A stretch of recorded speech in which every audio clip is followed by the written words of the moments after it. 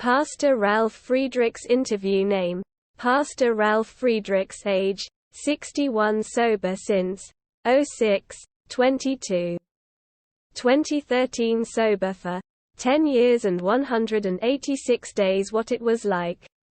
It is hard to describe the feeling of sobriety because after a little over 7 years, I cannot separate the various feelings that come with thinking with a clear head, the changes in the way I think, and confronting the feelings that I ignored, neglected or avoided for so long.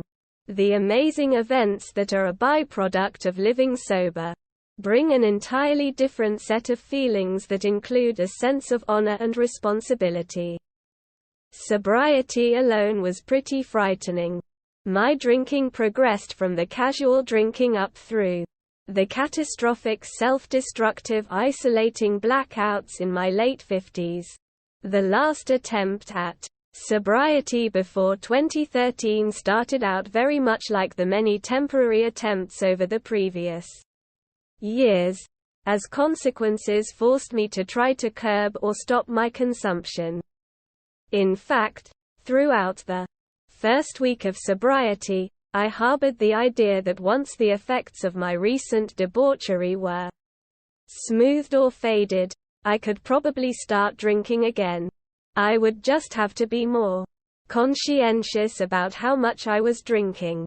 Somehow, I could not put that thought into the perspective of the many failed resolutions and plans of the past.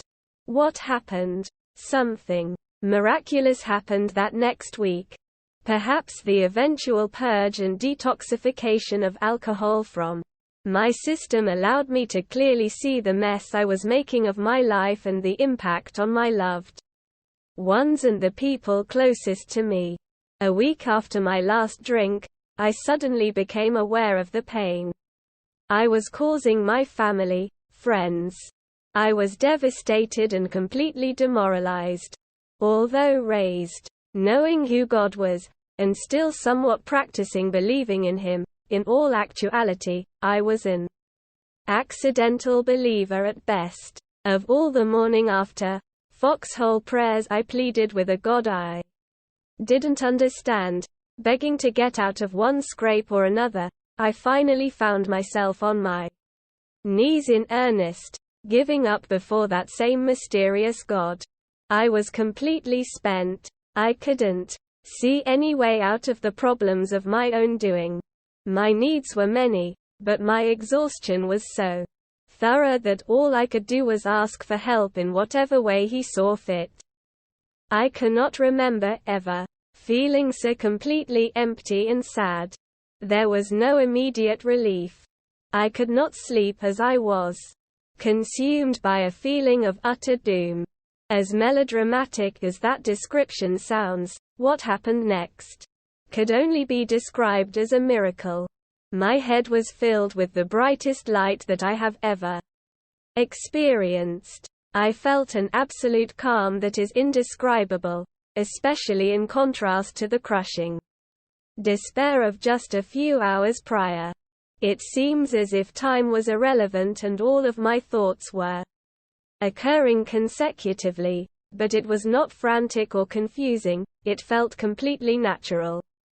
I suddenly had insight to what course of action that I needed to take in all of my most pressing problems, with a sense of acceptance to whatever the outcome, as long as I took the action.